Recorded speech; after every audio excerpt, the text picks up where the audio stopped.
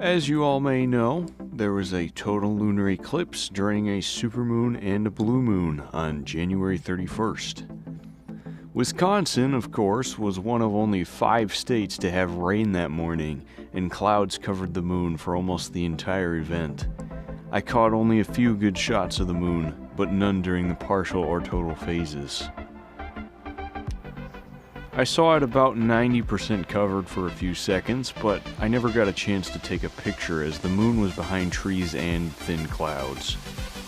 As disappointing as that may have been, I did have a wonderful day.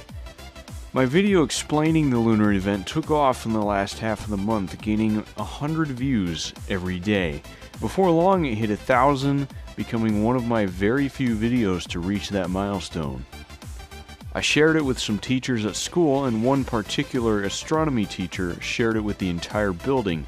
Combined with all the people watching from elsewhere in the world, the video reached 10,000 views in about 3 days. With 96 likes and about 15,000 views as of scripting this video, it's become the #1 hit on my sad excuse of a YouTube channel. You know you're famous when you start to get dislikes. With a subscriber change of +50 and almost every teacher showing my video during the announcements, I became well known throughout the school, this time for a good reason. On the day of, I was late a few minutes and I go to sign in.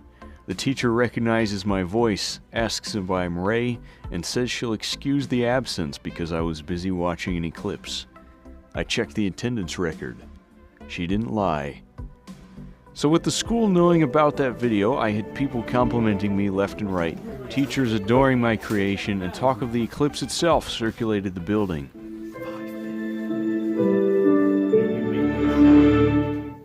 One of the most commonly asked questions was, what app did you use to create the video?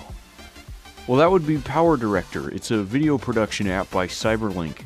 No, I'm not sponsored by them, but this app costed a mere $6. And every single video on my channel since Backstage Adventures Episode 3 was edited with this app. PowerDirector is also published for PC, however the full deal costs like $120 or something ridiculous like that, so I'm not sure if it's worth it. I don't use the PC version. Everything is done on my phone. I record, edit, produce, and upload everything using only my phone. Although I have none of my videos monetized, for $6 I can't complain. Another question I've been asked as a result of the high amount of clouds ruining everyone's lives was, when is the next eclipse? Well, of course you have to remember there are 2 types of eclipses. Fun fact, an eclipse always occurs 2 weeks before or after another eclipse. This lunar eclipse was the first of the 2 in this season, with a partial solar eclipse visible in Antarctica on February 15th. On July 13th, we have a very small partial solar eclipse visible in the southern Pacific Ocean, and on July 27th, there's another total lunar eclipse. However, North America is the only continent this is not visible from. On August 11th, the rare third eclipse of a season happens with a partial solar seen from the very northern reaches of Greenland, Canada, and Russia.